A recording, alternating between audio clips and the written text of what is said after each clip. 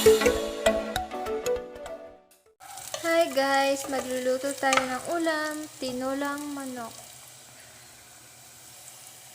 Ililid na natin ang manok.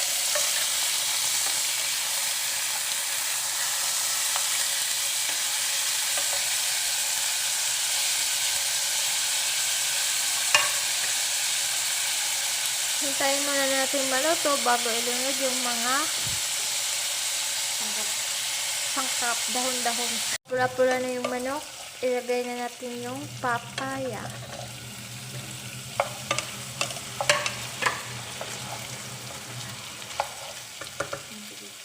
Hintayin muna natin maluto guys. Lagyan natin ng tubig.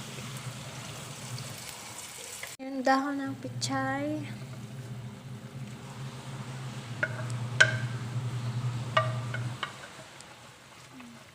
Tapos hintayin na natin siyang maluto.